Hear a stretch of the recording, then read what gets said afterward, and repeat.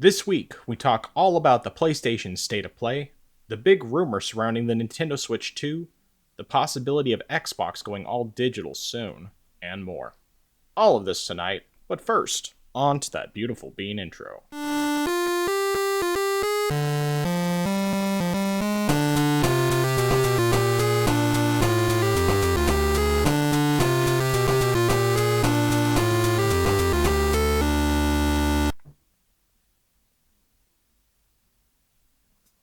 Welcome to the place where PC and console gaming talk combine. This is the Orange Box Podcast, episode 17. I am your host, the man who has wielded a guitar as his weapon of choice for nearly 21 years, Nathan, also known as the Frozen Gamer 87. And joining me, as always, the man whose jiggle physics were removed by hard work and not localization, Justin, better known as I Am Zeracon. How you doing today, Justin? Okay, today's been a good day to actually relax. I had today off, one of my floating days from working over Christmas time, so that was good. Good time to relax because the previous part of the week has just been crazy with some family stuff. So today was a better day, to say the least. Gotcha. Is it anything like really serious or just? Kind of serious stuff that we're still sort of just like working through and stuff, and just trying to see where we go from here. Gotcha. Okay. Well, let me know if there's anything I can be praying about, and I'll be sure to do that for you. Yes, sir. Thank you. Okay. Well, as far as my week goes, it's been pretty busy, but thankfully pretty productive as well. I was able to get not only some stuff recorded for my game channel, but also some stuff recorded and put together for my cooking channel. So I've put together 3 more videos. We got the pizza dough recipe recorded last Friday, and I got the grilled chicken, avocado oil mayonnaise, and pizza dough recipes all edited. So one of those already went up. The mayo one I put up today, just because since it's not like a regular like full meal recipe, I just figured just as a side thing, put that in the middle of the week, and I'll do that anytime I have something that's more of a not a full meal. So that went up today, and then Monday I'll have the grilled chicken recipe go up, and then next Wednesday I'll have the pizza dough recipe go up, and then the following Monday I will have my first actual like pizza recipe go up. So that's at least the goal with that. But yeah, so it's been good. I mean, I'm glad I was actually able to get some stuff done, because I think that it was wearing on me a little bit, just the fact that I didn't feel like I'd been super productive, and I was getting to a point where I was at the end of the content that I already had scheduled to go up for that channel. And of course, I also hadn't recorded anything for my game channel until like basically this past weekend. Or, well, no, I guess it was last week. Last week I had recorded stuff, but then I recorded some additional stuff over the weekend. So, anyway, speaking of games, what have you been playing this past week? Well, I've been playing some more Palworld. I finally decided after a while to stop exploring before I just become massively over-leveled, and I decided to finally go and take on the first boss tower fight. I was a bit surprised, to see that there was a time limit, which wasn't actually a big deal because I actually finished the boss fight in 3 minutes, partially I think because I was able to have 2 pals fighting at the same time, and B, nice. Just because I was kind of, I guess, maybe higher level than what would have been recommended, so I don't know, but managed to get through that. And I was also surprised, partially because just in the trailer, the PAL that the boss uses, just because I see literally on the artwork, you see that PAL with the Gatling gun. I was thinking, oh man, I'm gonna be fighting this thing. It's gonna whip out that Gatling gun as a phase 2 thing, and I'm gonna have to worry about that. But actually, no, it didn't. So that was fine. I didn't. I did not want to deal with any sort of potential headache there. Yeah. Although one weird thing though is the fact that there was, I guess, sort of a mini arena, mini boss fight with this one sort of penguin, Emperor Penguin.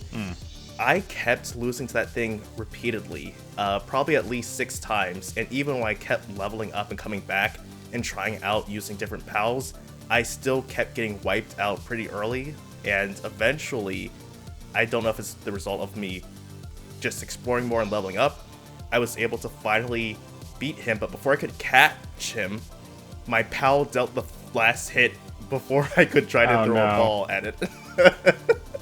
And the pal, I remember the pal just comically, the timing was perfect, just threw the blow, and after it was destroyed, it just turned and looked at me like, so did I do a good job? But yeah, that's what I've been doing with that game. Nice. But I've also I went back and started doing some more Metroid Prime Remastered. At first, I completely did not remember what I was doing in that game.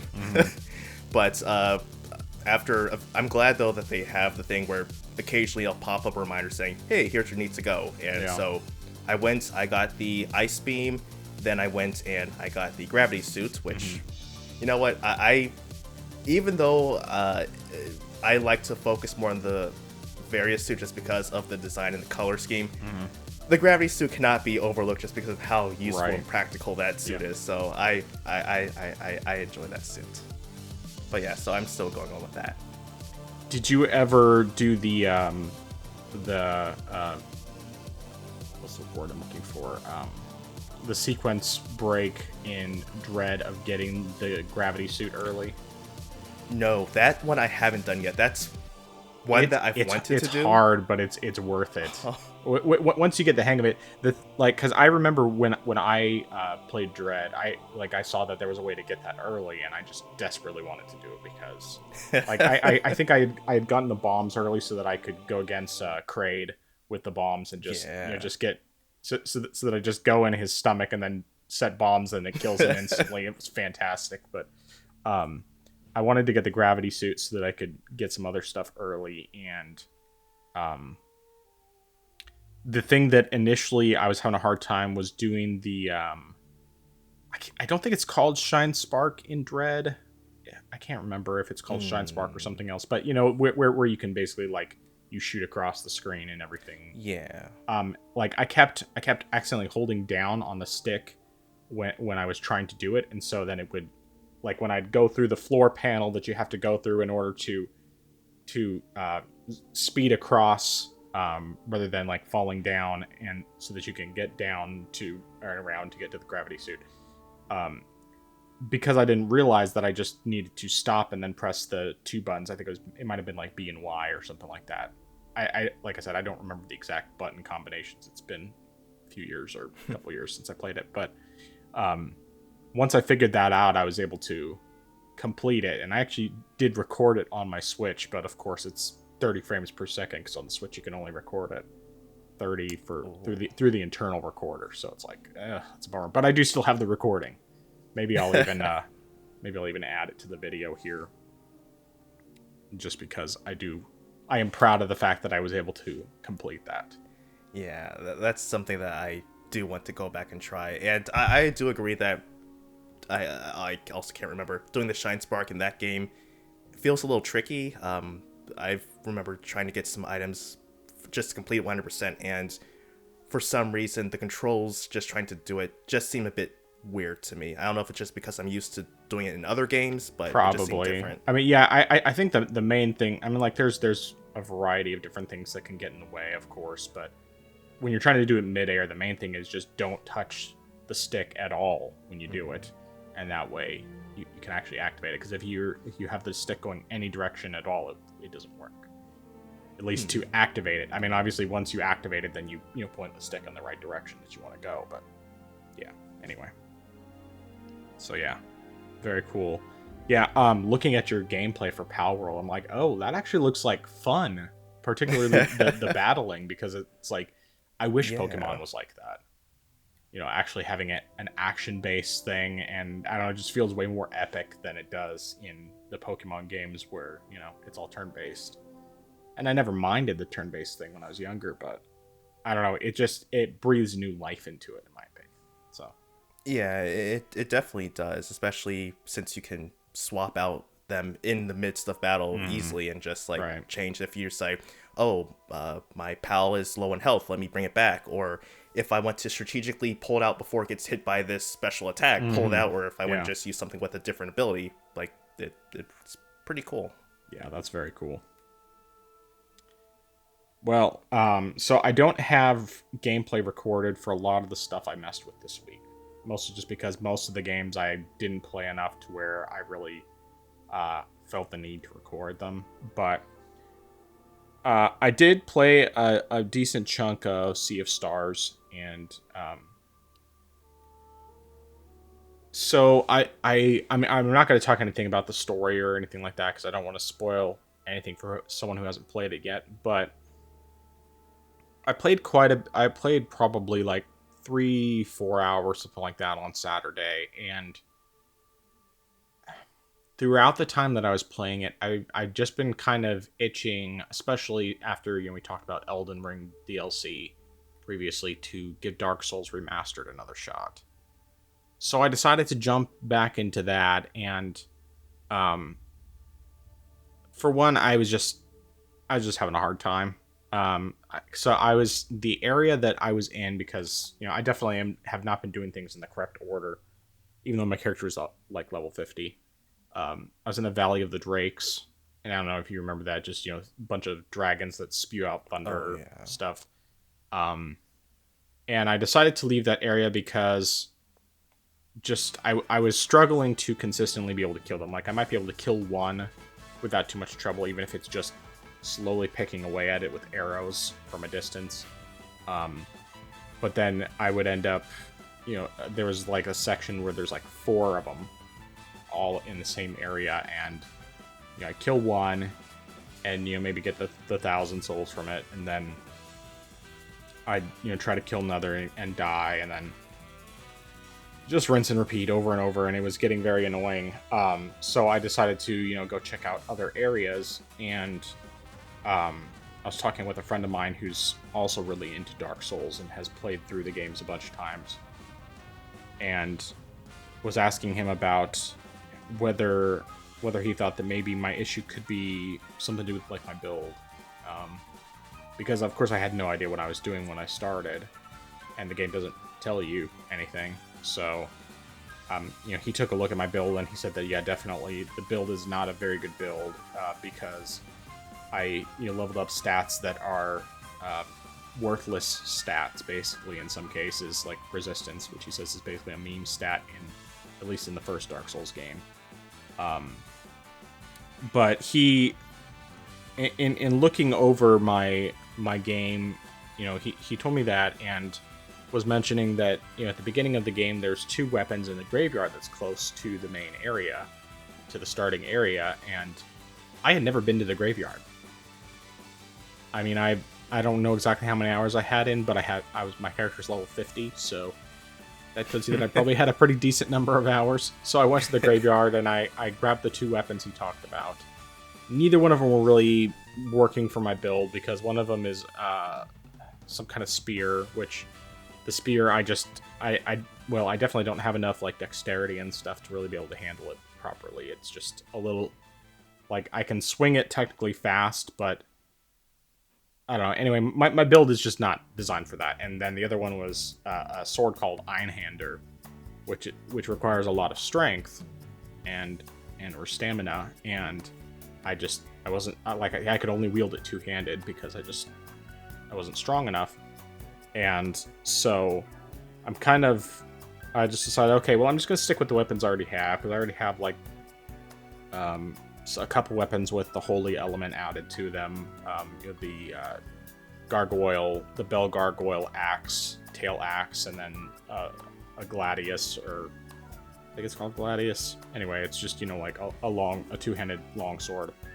And those ones I've been able to handle without too much trouble throughout a lot of the game, and I went further, ended up down in the catacombs, which I had never been to, of course, because I'd never been through the graveyard, and went through there for a bit, eventually made it to the boss of the catacombs, which is like in like an underground area with like a pool of water and stuff, and it like splits into multiple enemies and stuff. You probably know what I'm talking about, but I don't remember the name of the boss. Yeah. Well, actually, let me make sure I'm not confusing myself. Is it the giant skeleton guy, or are you talking about the sort of like the three-faced puppet guy? Mm-hmm. Okay, yeah, Pinwheel, yeah. Pinwheel, that's one, yeah. That was, I mean, I didn't have any problems with it at all. Like, he's considered a mean boss. Right, I mean, it was very easy, but the frustrating thing is, so I beat him first try, no problems. I was probably over-leveled for him anyway, I would assume, but it might just be that he's an easy boss, and that's all there is to it. I'm coming out of the arena, and I see a note on the ground, shortcut ahead, and I see, okay, the shortcut takes me back to the pathway that I would have that I took to get into the arena in the first place. But I wanted to go further and see if I could find a not campfire, what are they called? Bonfire, yes, thank you. I was trying to see if I could find a bonfire, and I'm like going to this area that's like super dark. I can't see a thing. There's just like a few little lights on the ground. And I didn't realize at the time that I had a lantern that would make it so I could actually see better going through there. And, I'm carrying 18,000 souls, hoping that I can find a bonfire so I can use them to level up. And I fall to my death. And of course, getting back there is not...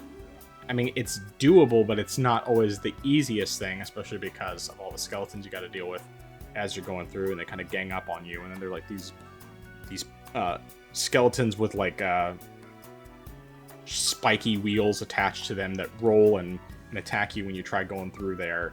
And there might be an easier way to get down there, but the only way I found is like if you're trying to jump across and you basically you jump across like this pathway up above so that you don't have to go around and face all the skeletons back here, and then you miss it, and there's like there's a ledge that's below that, and then you kind of just go down, and then you can go down to the pathway to get to where Pinwheel is. And so I'm struggling to get back there. I die before I even get back to Pinwheel's location, so I've lost those 18,000 souls. Which is, it's the Dark Souls experience. And if I had thought about the fact that I might actually have one of the Homeward Bones available, I would have just used that so that I could go back, use my souls, and then proceed forward. But I didn't, so I lost all those, and that among other just issues I had. I mean, like, after that, I did end up going back to that area right before whatever the name of the tomb is, or whatever that's after Pinwheel's arena, and like I'm starting to get through it, and then I run into one of those big tall skeletons with a big sword, and if I could see, I could have taken him out, sure, it might have taken a couple seconds because he hits hard, but I still could have beaten him. But of course the problem is that in order to be able to see, I had to have the lantern out. If I had the lantern out, I couldn't use a sword. And so then it's just like... I might have been able to use a sword, I can't remember. But either way, I was having problems seeing. And so, fast forward, there was also, I guess, just before that, before I had actually gone down there and discovered Pinwheel, I had gone to the room that... one of the other rooms that had the big like metal guy that doesn't have any legs but has like the big spear, and he kind of sits on the ground guarding a chest in the back of a hallway. I have no idea what that thing is called. I've encountered one of those before in what is that that church area? It's like right before Anor Londo, or the no. It's one of the early level games. I mean, one of the early game levels. The chapel, something chapel. Undead Chapel? Yeah, that's probably what it is. Anyway, so like, I had encountered one of those guys before, and he's the kind of guy where if you're far away from, if you're farther away from him, he'll shoot lightning at you. If you get close to him, he hits really, really hard, and if he gets you with his spear, then he kills you very quickly. But I had beaten one of those before when I was in the chapel area, but it's a much bigger open area, so it's easier to get around him and stuff. This, of course, he's like in this narrow hallway, and so it's very difficult to get past him, and even when I could like maybe get a few hits on him, he'll like jump around and stuff and slam down, and it's just, I don't know his patterns well enough to avoid his attacks. So eventually I just gave up on even trying to take this guy out, and that's when I moved on and was able to find Pinwheel and so on and so forth. But anyway, all of that being said, I basically just decided that I didn't feel like I was enjoying myself playing Dark Souls, because the problem is that I just went into it with the wrong mindset, because I need to remember that my focus shouldn't be trying to get souls to level up so that I can get stronger, because that's not the best mentality to have, because then if you're dying constantly, then you're just going to get frustrated at not being able to progress any farther, and instead focus on trying to get better, trying to learn patterns, and so on and so forth, and then just being able to laugh it off when you die in pathetic, hilarious ways, like falling off the edge after getting 18,000 souls. And so I just was kind of in this gaming funk. Like, I was having a hard time really enjoying anything. Sea of Stars was I just kind of fell off a bit. More just because of the fact that it's a game that I can't really play while like we have a TV show on in the background, because I want to be able to focus on it.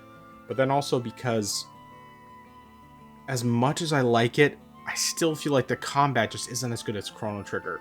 And it's like Chrono Trigger has such satisfying combat the entire time. And yes, it's definitely an easier game than Sea of Stars, but I don't know, I just don't like it quite as much. And I was hoping that it would, that if the combat felt good enough, then it would be fine.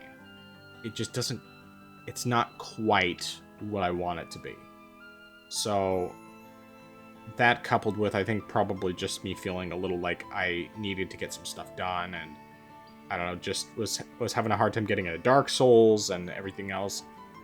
I fiddled with several games, spent a little bit of time trying to play some, should just look at my list here. I tried a little bit of Guacamelee on the Switch, because I've beaten that game several times, but I haven't beaten it on Switch, and I still have, like, I think 1 or 2 of the orbs left to get, one of which is while you're in the equivalent of hell, and I just was having trouble getting like a last, I think I just needed to get like one more gold challenge completed in order to get that orb, and I was having trouble doing that. But so that one wasn't really grabbing me. I did try previously Mortal Shell on the Steam Deck, which runs pretty well, but, and this was before I got back into Dark Souls, so I wasn't planning on sticking with that one anyway. I just wanted to try it out briefly.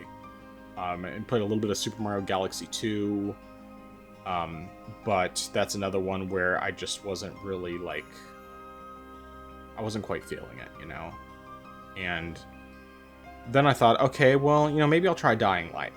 That's a game that I haven't played in a while, and it's a game that I enjoyed when I was first playing it, but I was having a hard time getting in, or, I just hadn't really gotten back into it. So I gave it a try for a little bit, and I was struggling with that one too. And the main reason I was struggling with it is just because I was basically constantly running into like big hordes of zombies, and I didn't feel like I could handle them. And the reality is I just couldn't handle them very well. And I don't know, I was just having a really hard time figuring out what I wanted to do. And so I asked some people, okay, what do you think I should do? Giving these different ideas of how I could potentially get myself out of this funk. And one of the things that I came to was, like originally I thought, okay, well, Dying Light, maybe I just need to start over so that I can refamiliarize myself with the controls and everything else. And um, I wasn't entirely sure whether or not that was a good idea, because I didn't want to delete my save, because I played enough to where it's like I don't really want to redo everything.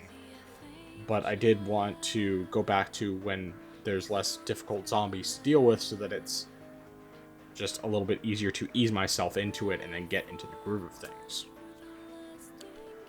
And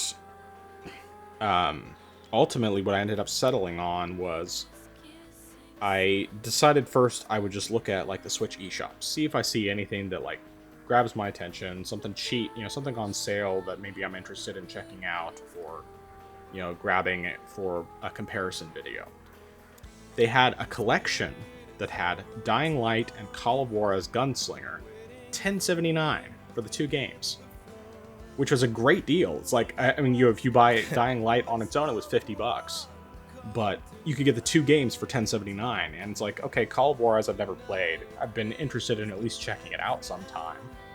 And it was, I mean, it's like basically I'm paying a little over $5 a game, and that's exactly the kind of sale I was looking for, so I grabbed that, and I ended up also grabbing Call of Juarez on GOG for $3, which was great too. So, I decided to just start. I realized then, in going into Dying Light on the Steam Deck, that I actually could make a separate save file so that I didn't have to restart my game entirely. Just create a new save file so that I can do a comparison between the two games, between the Switch version and the Steam Deck version. And I think that was the ticket. That's what I needed, because I started playing the Switch version. Of course, a little bit I'm struggling with some of the controls, more just because I'm like trying to remember where I'm supposed to go at the very beginning with a couple of things, particularly with some of the early parkour stuff. But then when I figured it out, I was like, okay, I got this. I can do this. And then I start playing it on the Steam Deck with the new game, and obviously looks and runs better. I forgot to actually bring up the gameplay for this. But I just sorry, my brain's not working. I was able to get enough of a handle on remembering how the controls work and everything to where it gave me the confidence I needed to go back into my original save. So I went back into my original save, and that's basically the only thing I've been playing the past couple days. I ended up looking up like some tips online for things to help new players, and one of the things they pointed out, which I don't know why I never thought of this, and it probably would have helped me get back to the game a lot earlier, is basically thinking of the ground where the zombies are as lava. And if you think of the floor as lava and you do your best to stay off the ground, you're going to have a much better time, because then you're not going to have to worry as much about getting overwhelmed. I mean, there will still be times where you have to be on the ground, of course, but if you can stay on top of buildings more often, you're not going to be encountering nearly as many zombies, and it's just much easier to stay alive and to enjoy the things that are best about the game, which things like I like the parkour stuff, I like the collectibles, I like building up skill trees and stuff like that. And so yeah, that's just what I've been doing. I've been playing that. I haven't gone back into the story at all, but I did like take advantage of one of the tips that someone gave for like a good spot to farm experience points for one of your main skill trees. And it's like a super simple thing. It's just going into like this this empty market where it's a quarantine zone where there's supposed to be a bunch of zombies, but all the actual zombies in that area are locked behind a door in the back of the store, and there's a ton of them back there. But some of the things you need to collect in that quarantine area there's 3 out of 5 of the things you need are all in the main part, where all you have to deal with is initially getting across, basically jumping on top of shelves in order to get to the back of the store so you can shut off the power so that it stops electrifying the floor. And you can farm those 3 boxes, and then you leave the area and come back and turn around and come back in. You can just keep farming that over and over, and each one of those, once you turn them into the quartermaster, which is like basically a guy who requisitions supplies and that sort of thing, back at the main base, once you turn those into him, each one of those is worth a bunch of experience for that particular skill tree. So I've mostly been the past couple days just farming that over and over so that I can fill out that skill tree, which will open up a new skill tree that gives me access to like the higher tier versions of those skills. And it also just makes it so the game's easier. You can get a grappling hook that makes it much easier to get around the environment and such. And yeah, it's just, I went from really just not being sure what I wanted to play to being like, okay, this is what I want to play. I'll probably still boot up Sea of Stars some more for the times that I'm not playing this, because I do want to keep playing that one. I think it was a combination of not having something I could play while we have a TV show going on, because we like to do TV, a lot of the nights that we spend hanging out, just the 2 of us. We'll put on a TV show in the background that that we can listen to. We don't have to pay close attention to, that we've seen before. Like right now we're going through Wonder Years, which we're just about done with. So we've already gone through that in the past.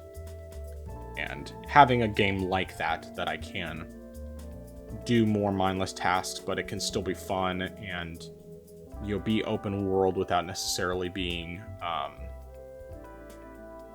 like that litter, that vomit of icons everywhere to complete, and just like, okay, that's nice. Plus, I really like the parkour stuff. Like, I'm a huge fan of Mirror's Edge Catalyst, and in reality, probably if I thought of bringing that one up, I could have, and I would have probably just played through the rest of the story on there, because I've played through it before. I loved it then, and it's one that also performs well on the Steam Deck, so it would be fun. But I'm glad I decided to play Dying Light, and I'm definitely planning to stick with that as my main game for a while. I don't think there's any chance of me getting all the achievements, because I'm pretty sure the demands for that are crazy. But I will definitely at least play through to my satisfaction, which will probably be like checking everything off the list to where it says I have 100% completion, on the main game, and that's good enough for me. Oh. So, but we'll see how long I stick with that. I mean, at least right now, like I'm having a really good time with it, and I'm definitely planning to keep working at it and keep enjoying myself. So, but yeah, I talked about that a whole lot. It's just kind of been one of those weeks, and Dying Light was what I needed to get out of the funk. So, all right. You got anything else before we start getting into news? No, sir. All right. So, I think, we're definitely going to be talking about the PlayStation State of Play that aired this afternoon. But I think that before we get into that, let's talk about the other pieces of news, because the PlayStation one is going to take up definitely the most of our time, since there's a bunch of games they showed off today. So let's start off with the big rumor surrounding the Nintendo Switch 2. That rumor being that it is going to release this year, which, we'd already heard that before, not surprising. But also that, not that it's surprising at all, because it's rumor we've heard previously, but basically it's been confirmed by, I think it's Takashi Mochizuki with, is he with, no, not with Walls. I don't remember which publication he's with. Do you remember? For some reason, I'm blanking. I don't want to say Bloomberg because I feel that's wrong. No, But Bloomberg maybe is Jason. What's his face? Jason Schreier. Gosh, I can't remember which one he's with. Anyway, Takashi Mochizuki. Most people will know who he is. Who's I'm pretty sure it was him. It was either him or Sir Cantoda. I'm pretty sure it was him. Anyway, point is, it's a guy who's been an industry insider for a while, and he's oftentimes gotten that information. I mean, he is a journalist as well, so but he tends to get information ahead of time, and he said that it is going to be releasing this year, and that it's going to be an 8-inch LCD screen. So, before I get into my thoughts on this, I want to hear what you have to say. Well, the first thing I guess I will say compliment is that it's pretty neat that it is an 8-inch screen. It's definitely a whole lot larger than. Granted, I have not seen, and I heard that the revision, the version 2 Switch, and especially the OLED Switch screens were larger than the original one. I have the original Model 1 version, so I don't know if I thought I heard the newer ones had larger screens. Just sizes. The OLED. The OLED's the one with the larger screen. Okay, but I definitely think that it's a nice idea. I mean, I've been playing a little bit of Metroid Prime on tabletop mode, and yeah, I definitely would appreciate it if the screen was larger than it is. So I do like that aspect. As far as having it be LCD, I think I know why Nintendo, if it's true, I think I understand why Nintendo's doing it, so that way people buy it, and then they release an OLED version later on. Yep. And people buy that one, and I'm like, why not just out of the gate just launch with an OLED screen? I think that they've clearly created a demand for it, and people will buy it. So why not do it and just go right ahead and do it, if not for the fact that they just want to have people double dip. That's definitely what it seems like to me. I mean, I'm not necessarily going to... I'm not trying to just defend this company or say anything like this, but I feel like when Valve releases the Steam Deck 2, I feel like they will just go ahead and put out an OLED version. Yeah. I mean, they already essentially made OLED the standard now. Yep. For the Steam Deck, so I feel like they would do that with the next iteration. I could be wrong. I feel like that's where they're standing right now, and I feel like Nintendo, shouldn't be doing that because people like the OLED. People loved it. So why revert? I mean, if you're creating a standard, don't, or if you're getting or sort of creating that standard, don't just backpedal now. That's ridiculous. But like I said, one thing I do like is that it's an 8-inch screen. It's a good size. Right. Yep. And I mean, what it really comes down to is it's obvious that they just want people to buy more Switches. That's really all it is. And, the fact of the matter is that that with the Switch gen, I bought 3 different Switches because I bought one at launch, and then I bought a V2 Switch. But the only reason I did that was because, was specifically because of the fact that I needed to get a second Switch so my wife would have one for Animal Crossing, because I knew that she was going to want to spend a bunch of time playing that, and the only way that she would the only way that I could keep it from not being my Switch anymore is to go ahead and buy a second one. So I bought the V2. And then the OLED Switch, I waited quite a bit longer, because I waited about... Let's see, what was that?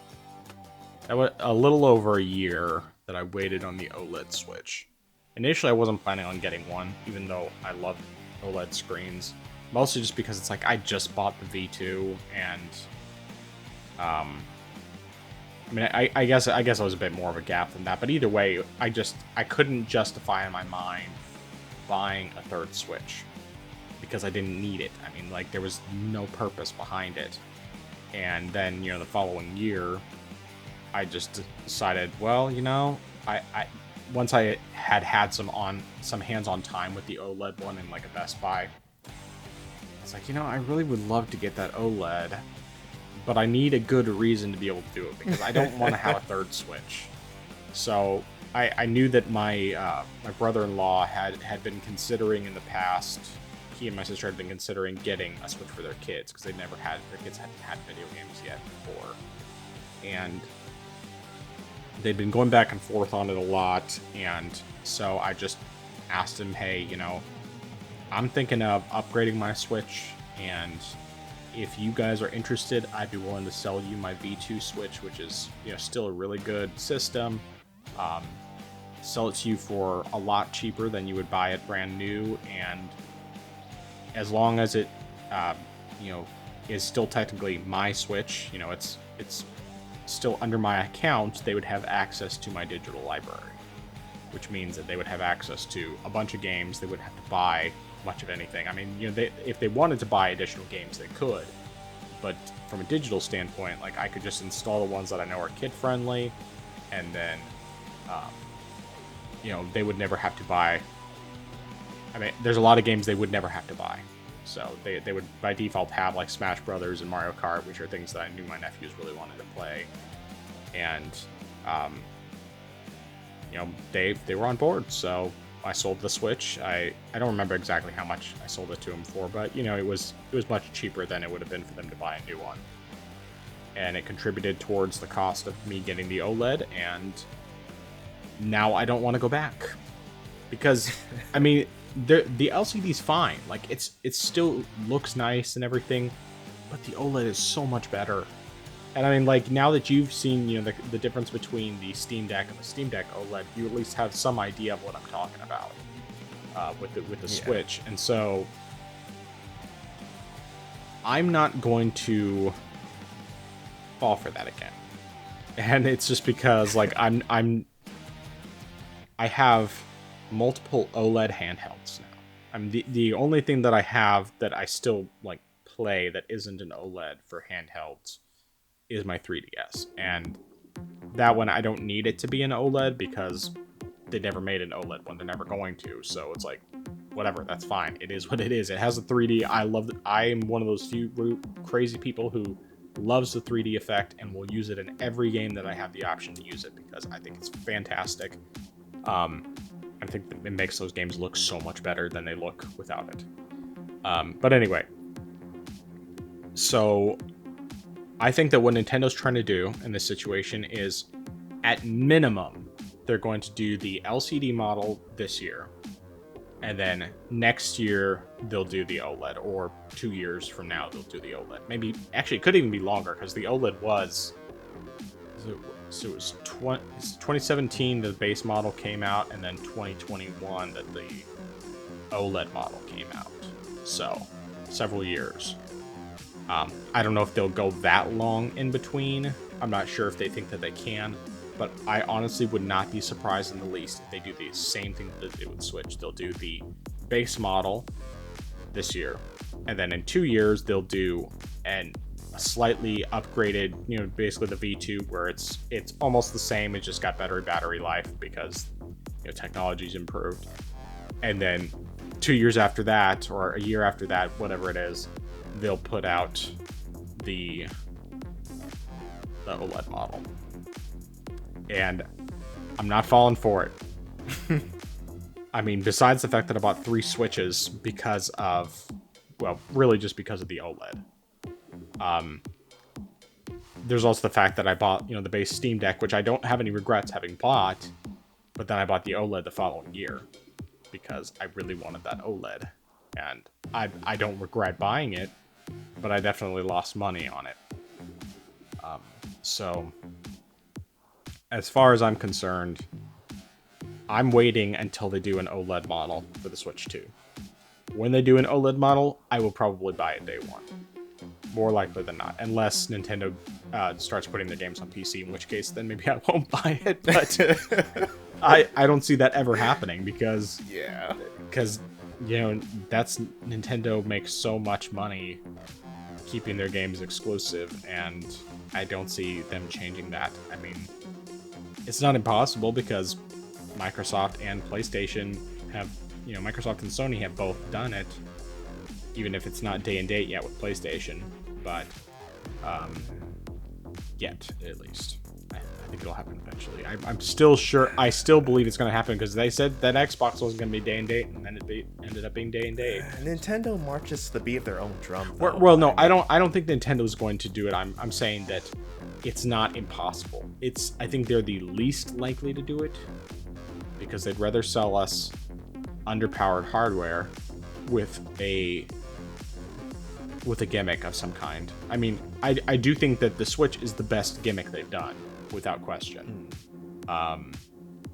Even if HD Rumble's kind of like, but, having a hybrid console is the best thing they've done, and it also pushed forward that type of gaming considerably in terms of making it something that more companies wanted to do, because I firmly believe that even though Nintendo wasn't the first to do, a portable PC, basically,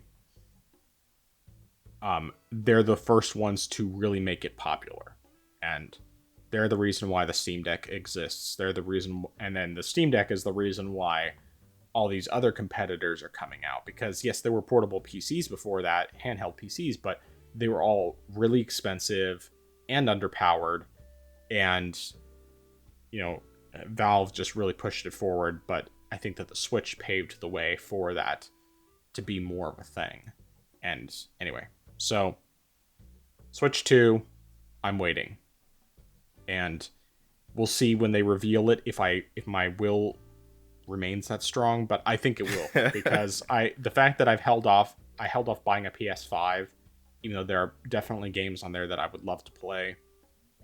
I think I've just gotten to a point where I've realized I have so many options right now, and I really do not like being tied to playing something on a regular console, or even just, I will play games just on my PC, but the fact that I can also play those games on a portable device makes it so much easier to justify the purchases in my mind, because I'm not tied to a single spot.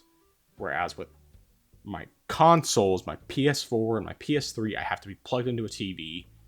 And even though I technically can stream from my PS4 to my Steam Deck, it's just not a great experience half the time. And it's just not worth it compared to having something natively playing the games. So, anyway. I think that's all I have to say. I could go on and on, but I'm going to stop there. You have any other thoughts about this Switch 2 situation? No, I just agree with everything you said. I do hope to see it, because I'm excited to see what Nintendo has to do. Like, I don't like the whole reason why the Switch was so appealing before was because I was so much more the kind of person where playing games on a portable device was better for me.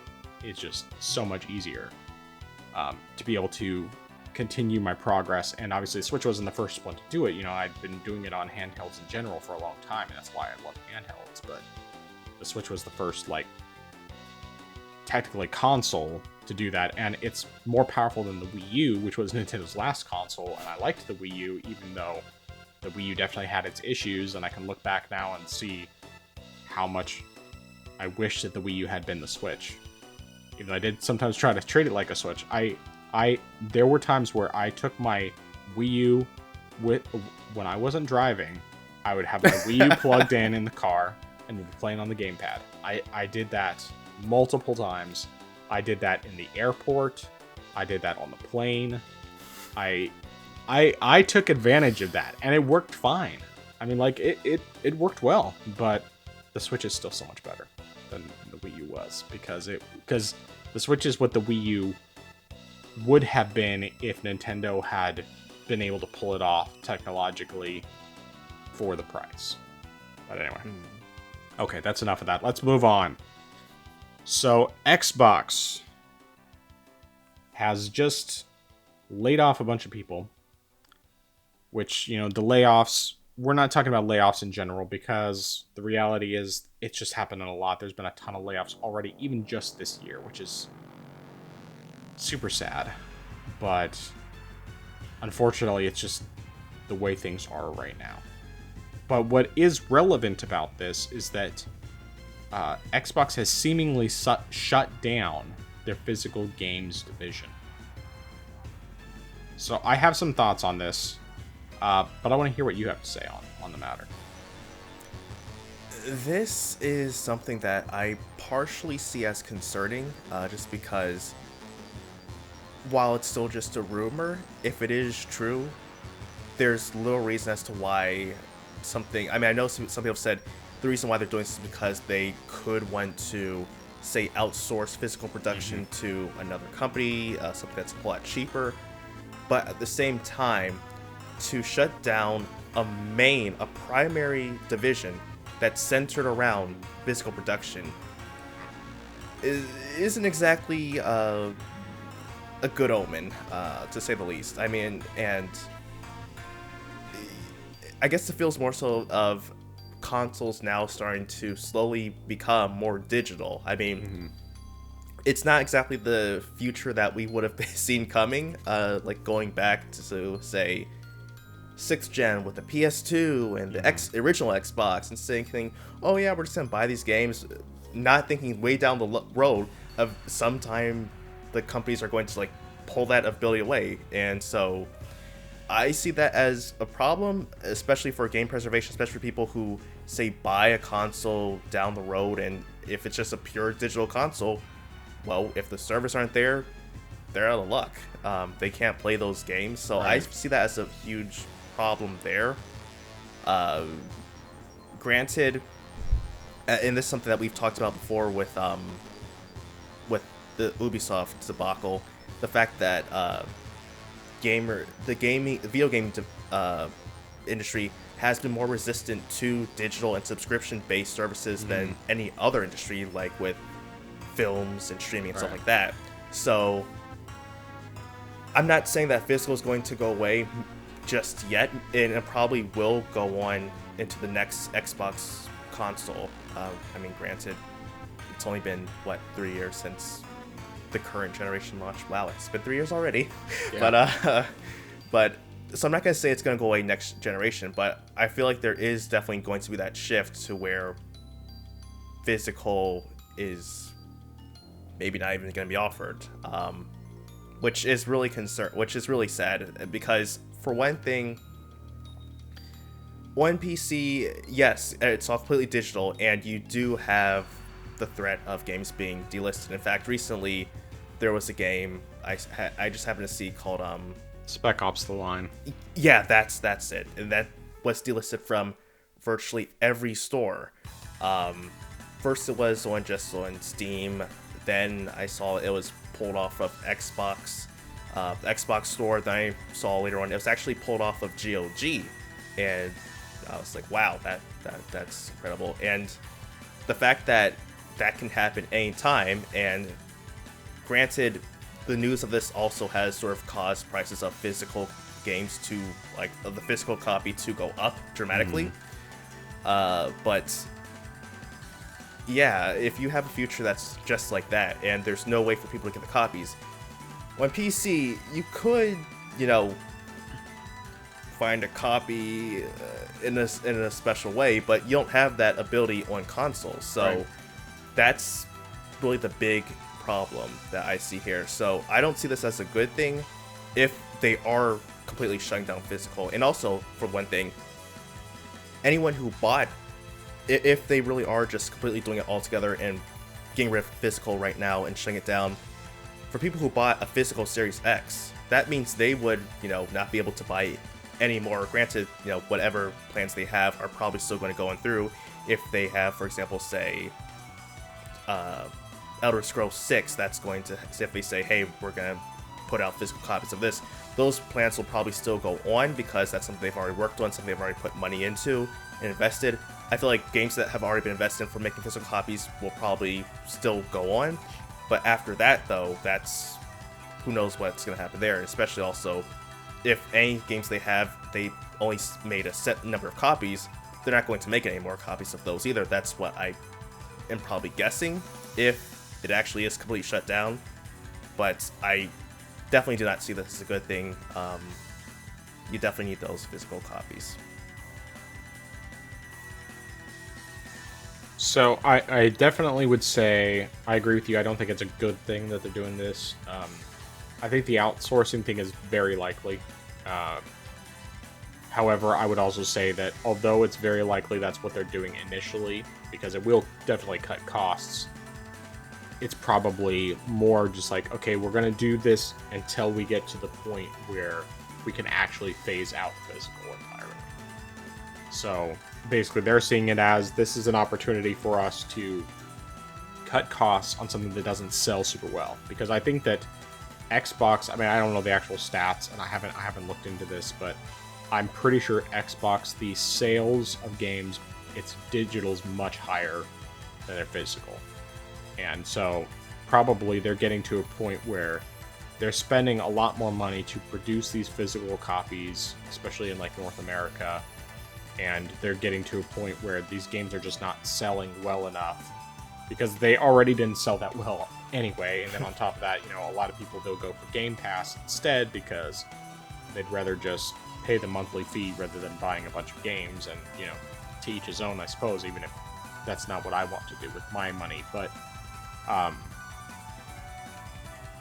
think that it's very likely that this is how they're figuring they can produce physical copies a lot cheaper if they outsource them to another country.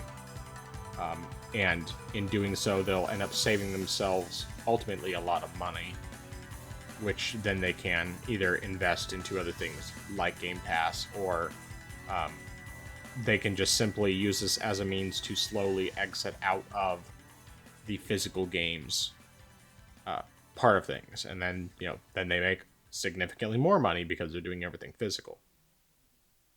Now, what I will say is that although I don't like the idea of Xbox getting rid of physical altogether and forcing everyone to go all digital, the plus side, at least for now, is that Xbox still allows digital copies of their games to be sold by third-party sellers. So they don't have a monopoly even if they do go all digital, at least not currently. People can buy their games from a bunch of different retailers, no problem. Whereas Sony and PlayStation, you cannot buy their digital games anywhere except for their store. And so once they stop doing physical games, which I think is harder because of the fact that, especially since they're a Japanese company and physical games are still huge in Japan, they definitely are not in a position where they can do it as easily. But if they do, there's, you know, they can do whatever they want with the prices because they'll be the only place that sells it. And I know that there was that lawsuit pretty recently, I think it was over in Europe, where Sony was being sued because of the fact that basically their practice was being seen as a monopoly because the only place you can buy their digital games is through their store. You can't buy them anywhere else anymore. So I'm really like, obviously I don't think this is a good thing. I'm less concerned about Microsoft doing it than I would be about Sony doing it. And something that I do want to point out, if there's anyone who's like who's like primarily a console gamer or console fanboy for that matter, and thinking, well, PC is all digital. The big difference between PC and consoles, though, is that PC is an open platform. You can buy the games from a bunch of different vendors. It's not just limited to, you can't just buy it through Steam. You know, there's Epic Games, there's Ubisoft, there's Origin, there's Battle.net, there's you can buy PC game keys from literally thousands of vendors. So there's still competition all across the board. And yes, obviously some are going to make far more money than others. I mean, Steam is the market leader without question. I mean, you know, that's the reason why places like EA and Ubisoft have started putting their games back on Steam. and I think Epic hasn't really done that yet. Of course, you have the BattleNet stuff. All the Blizzard games are now either already completely over on Steam or at least slowly making their way over. But I mean, you have Overwatch 2 and you have Diablo 4 both on Steam, and those are their two biggest, most recent games. And there's definitely, obviously, so Steam is the number one marketplace for games, but it's not the only place. There's lots of other places you can get stuff. I mean, Green Man Gaming, we talk about them quite a bit because they're a great place to go. GOG is a great place where you can get games that are DRM free. Obviously, I mean, there is technically sailing the high seas, but we don't really promote that as the thing to do unless it's the only option you have to get a game. But there's a whole lot of different ways on PC that you can buy a game versus other situations. Now, I will say also, with Spec Ops: The Line, it's been theorized, and I think this is probably the case, they're probably just going to be releasing a remaster. Or a remaster or a remake, probably a remaster. So they're delisting the other ones that people are forced to buy the more expensive version instead of doing that. So it's not exactly good, but at least theoretically the game's not completely gone. Theoretically, we'll see what happens. I can't imagine that they're not releasing a remaster though, because anytime they can get people to spend more money on a game instead of buying, the original game and spending a couple dollars on it, spending $40, $50, $60, or God forbid $70 to buy it, or doing like Rocksteady is doing and charging you $100 for an online only game that's less than 10 hours long and doesn't even work the first couple days because of them having to shut down servers after they discover a glitch that makes it so that the second you start up the game, you're already in the end game. It's just like, we're not going to get into all that nonsense. Maybe we'll talk about that some other time, but point being, all this stuff, we'll just, I don't know. It doesn't matter. We'll see what happens with all this. Obviously, we know that at some point there is going to be a refresh of the Series X, and it's going to be a all-digital version. And I don't know. I'm not sure if their plan is, at least initially, to make it so that you have this all-digital version and then they completely phase out the version that still takes discs, or if it's more like we're adding this additional option so people can have the more powerful Xbox, but people who want all digital can have it all digital with a larger SSD, which I'm pretty sure that's what it was. I think that the adorably all digital version of the Series X is supposed to be like 2 terabytes or something, which is better. I mean, with the size of games now, that's probably like 10 games. 10 games at best. I'm sorry, no, not 10 games. What am I saying? Not 10 games. It would be like probably like 5 games or something. I don't know. Anyway, the point is that it wouldn't be very much.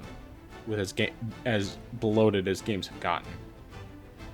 But yeah. So, any other thoughts on this Xbox stuff? No. Though you did make a good point though that I didn't think about them possibly making a remake or a remaster as to why they delisted it. So that's a good point. Yeah.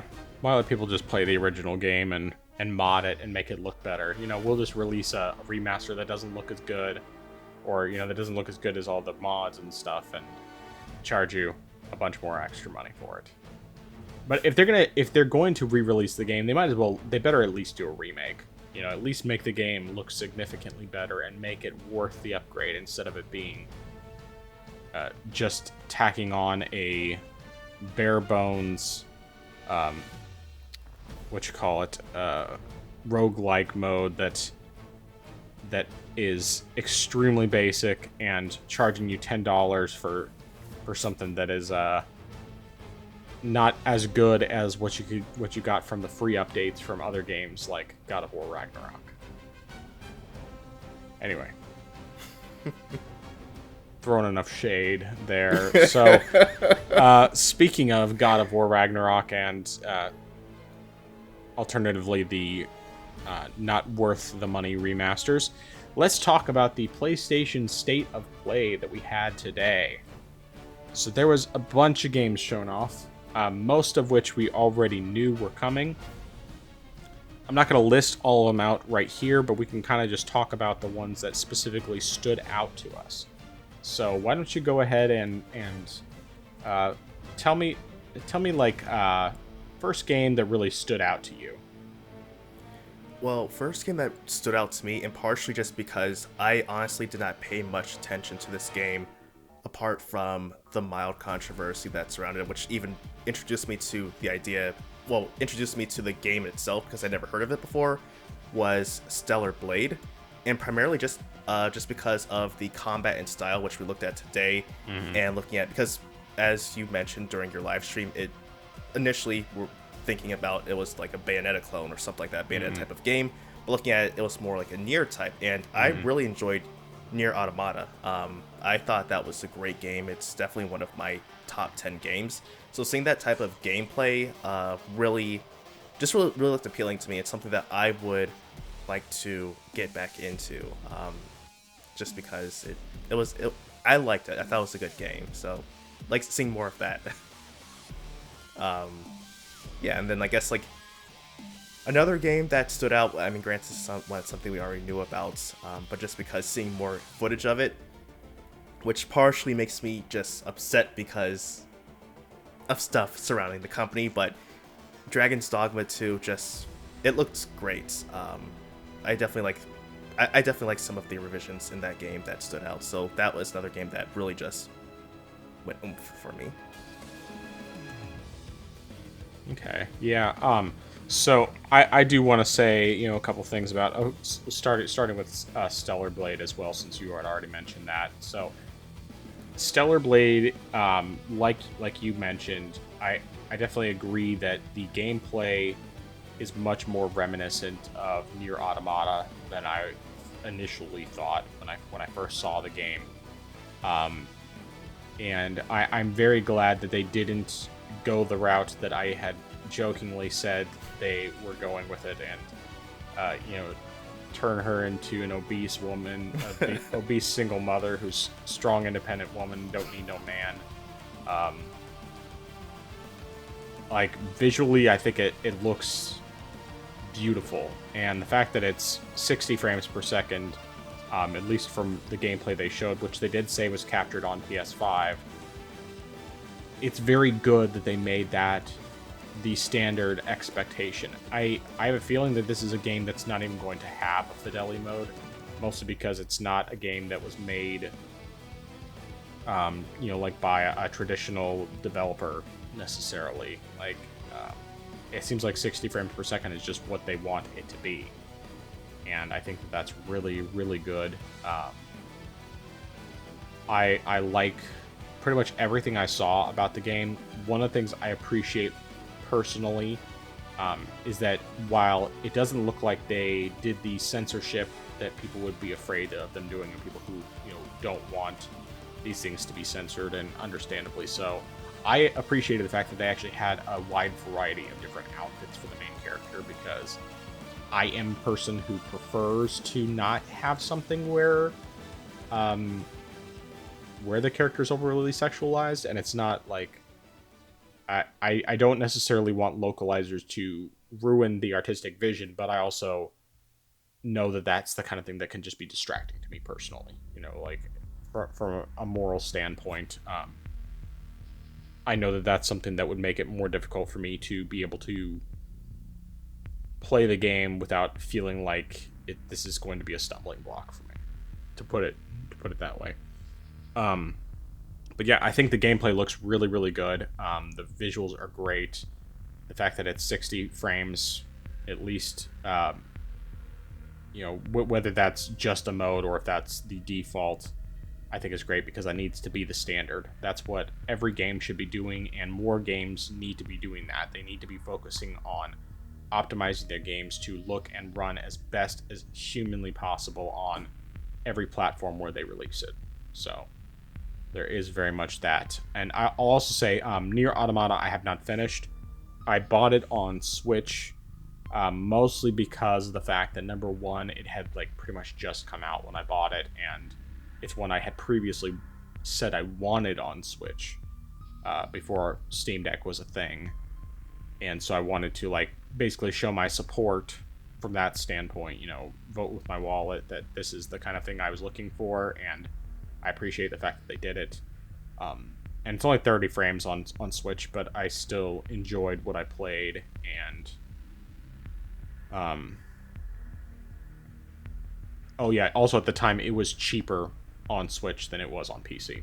So it's cheaper for a physical cartridge on Switch than it was to buy the digital version on Steam, and so I just decided to go for the Switch version. And although I really want to get it on Steam because it will look and run so much better, I also am not sure I want to start over from scratch. So I don't know, but I definitely want to do a comparison at some point. That would be fun one to do. So I'll probably just like wait until I have a little bit of extra cash flow and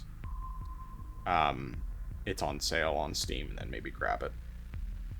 Anyway, and then as far as Dragon's Dogma 2, so I agree with you that it looks fantastic. Visually, gameplay-wise, I think all of that just looks really, really good. But the fact that it's targeting 30 frames per second on consoles, especially with the RE engine, which has been...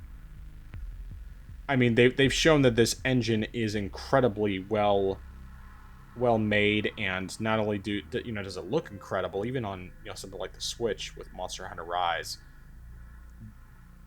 they've been able to get their games running so much better than this. And yeah, obviously this game has definitely a lot more going on in general, but still, it's just disappointing. And then on top of that, the fact that this game also is only giving you a single save file for the game. So if you are someone who wants to try out a different character build or anything else, you have to and autosaves will overwrite that single save file. So you can't have multiple saves, you can't make multiple characters unless you want to lose the progress you've already made in the game. And I've heard it theorized that they're going to end up charging you for additional save files. Make it DLC to get additional save files, which is stupid. But yeah, it is a shame that this game looks so good and that they're just making really bad decisions. So, well, I will say this though, in partial defense, if they do actually do the DLC for additional save files, that's complete garbage. But I will say though, the first game actually did only have one save file that you did, and you played completely through the game, and if you want to start a new game, it would overwrite the initial save. Additionally, if the game does what the first game did, you can also change your build type within the game. True. You can choose whichever one you want. You have to go to the main hotel, or like you have to go to a special area to change it. But you can change it if you want to try something else, especially if you want to also adjust the type of build you're using. So I don't see that necessarily as a bad thing. It's really just doing the same thing that the first game did. So fair enough. I think that it's fine in that regard, but still charging you for additional saves, that's what Konami did, and yeah, I'm not down with that part though. Yeah. But moving on to other games that stood out. One of those I'm just going to kind of talk about briefly, and that's Helldivers 2. So I've actually been, since the first time I saw this, I actually thought it looked pretty fun. It's definitely not a game that I would ever spend $70 on. especially because it's a co-op game and there's only so much opportunity I have to play co-op games.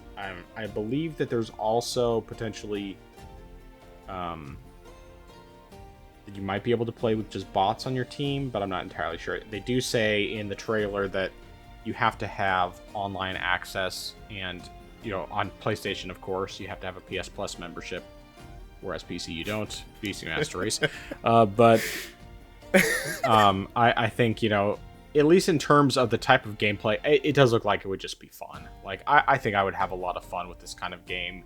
Just a mindless fun to hang out with people and shoot monsters and all this other stuff. So I don't know. I thought it looks. I think it looks cool, and of course it's day one PC in addition to PS5. So if I was gonna buy it, obviously it would be PS5. I'm definitely not going to buy it day one, though. I'll probably just wait for a good, significant discount. And just as a side note, speaking of significant discounts, I've been very seriously considering grabbing, if it's still on sale anyway, what's it called? That PlayStation zombie game, Days Gone. Like, it's something that I wasn't really that interested in before, but I mean, 10 something for the PC version on GOG, kind of tempting. I mean, it's cheap enough. I've considered it. I do want to say I think it's really funny because I've seen PlayStation fanboys saying, oh well, these games will never drop that low. They're never gonna drop to under $20. Like, because I had said that the one thing that would convince me to maybe buy Last of Us Part 1 on PC, at least once it's fixed, which I think it's fixed now, would be if it dropped to like below $20, and it would probably actually have to drop lower than that. But now you have like Days Gone and Horizon Zero Dawn, both around the $10 mark. And yeah, that's just during a sale. But the fact that they've dropped that low, even if they are older games, still just I think it's hilarious, and it does make me kind of tempted to check out Days Gone. I might do it at some point. I don't know if I'm going to grab it right now. The sale might even already be over at this point, but I've definitely looked at it, and I considered it when I was grabbing Call of Juarez Gunslinger the other day, since that was $3. $3. I mean, come on, $3 and basically $5 on Switch. It's like perfect kind of sale. That's my kind of price. I will happily take a very, very cheap game, even if I don't end up playing it all that much. And the reality is, like, both Dying Light and Call of Juarez Gunslinger, there is almost no chance that I'm actually going to play them on Switch, like really play them. But it was cheap, and it gives me more content for my channel, which gives me the chance to build it up. And as far as I can tell, at least from the poll I've done so far, people are definitely interested in seeing the Dying Light comparison. So, I saw that and I was like, yeah, I want to see Dying Light comparison. Yeah, I mean, Dying Light actually looks pretty decent on Switch. Now, it's definitely very blurry compared to the Steam Deck version, but really, like, if you start with playing it on the Switch and you don't have a Steam Deck, you don't actually see the comparison, I think it's reasonably playable. Yes, it's 30 frames per second, but if Switch is your only option, I think it's totally reasonable to play it there. And if I didn't have the Steam Deck, I probably would play it on Switch instead. But I do have the Steam Deck, and I can get it to run at 60 on Steam Deck pretty consistently, so it's like, I'm playing it on Steam Deck, obviously. Plus, I also already have Progress in the Steam version, so... but anyway, going back to the games shown at the State of Play, the next thing that really stood out to me was Rise of Ronin, or Rise of the Ronin, whatever it's called. I think that game, it looks fantastic. Ever since I saw it the first time, I was very interested in it. I like these samurai-style games, and the fact that it's not, presumably not, Sekiro levels of difficult definitely helps my motivation to be checking this one out, because I mean, Sekiro, like, I've been super interested in that, but the Souls-like games it's hard. It's hard for me to convince myself until I actually conquer a Souls game. It's hard to be motivated to check out these other ones. Yeah, and I forgot about that game, but that game also really just stood out to me, and I'm hoping that is a game that we get ported to PC within a year. Right. Just because that game really looks good. Getting another combat-wise, even if it's not difficulty-wise, Sekiro, like, ooh, that's I need more of that. Inject that into my veins right now. Right? Yeah, I mean, I'm just hoping that it ends up being something. I mean, I think PlayStation is publishing it, but they're not the ones creating the game, so I'm hoping that will mean that there will be a shorter window between the time that it comes out on PS5 and the time that it comes to PC, because I will definitely be interested in checking that out, assuming it's a good PC port. And the other thing about that one that I really like is that it's 60 frames by default. At least as far as what the trailer showed. The trailer was all on 60 frames per second. So I love the fact that appears to be the default, because that's what it should be, especially for a Koei Tecmo game, because those tend to be more fast-paced anyway. And with the exception of like Hyrule Warriors, where it was 30, but that was Wii U and then 3DS, which I do have the 3DS version, and I played it a little bit. But yeah. Oh, that reminds me, something I want to say that's actually pretty funny, that I noticed. So the trailer for Dragon's Dogma 2, I'm not 100% positive I didn't look at it closely enough to where I noticed whether or not it was 60 frames per second in the actual presentation, and I don't think it was. But the trailer you can download on YouTube, or at least that you can view on YouTube, goes up to 60 frames per second. And the console version isn't even going to have a 60 frames per second option. So if it was in fact 60, that was the PC version that they were showing, which is hilarious to me. But anyway, before I get into the Kojima ones, were there any others that stood out to you? Oh, well, actually, there was the one game they showed, which was Bloodborne Remaster. No, I'm just joking. Oh, man, I feel like there was one more game that actually stood out to me, but, like, off the top of my head, I can't recall, which really irks me right now, because I do feel like there is something else that we haven't mentioned that I was interested in, but I'll have to come back to that, just because I can't remember right now. Okay. Well, one of the ones that definitely stood out to me was Judas, which is from Ken Levine, creator of BioShock. And this one I was already interested in before, as soon as I found out he was making another game, because I love all three of the BioShock games. Well, I guess he only did 1 and Infinite, and those are the best ones in my opinion. So, but I enjoy all three of them, and so it's like you already had me sold on that. And then once I saw the gameplay with the actual like BioShock like gunplay and powers, it's like, yes, please, thank you. And of course, I also know it's a PC game as well, which is important because it needs to be on PC. I'm super interested in this one. I can't remember if they said whether there was a release date for it. I'll have to. The trailer's just about over, that is playing right now, so I'll have to double check on that. But either way, I'm pretty much sold on it. I just hope it's a good port, because as long as it's a good port, then I'll definitely be grabbing it. Actually, now that I think about it, no, this is not the end of the trailer, but yeah, just the gameplay looks really good. I have been obsessed with that style of gameplay ever since I played the first BioShock, and anytime I can get another game like that, I want it. Very, very much so. Because it's just fun. And yeah, so Judas, very, very interested in that. Have you played any of the BioShock games? I haven't, although I do have BioShock 1 in Bioshock Infinite. On GOG, I bought those on sale. Those are in my backlog, but I have not touched them yet. But I have heard that they are excellent games. I've definitely heard good things about them. I don't know why I only got one in Infinite but didn't get two, but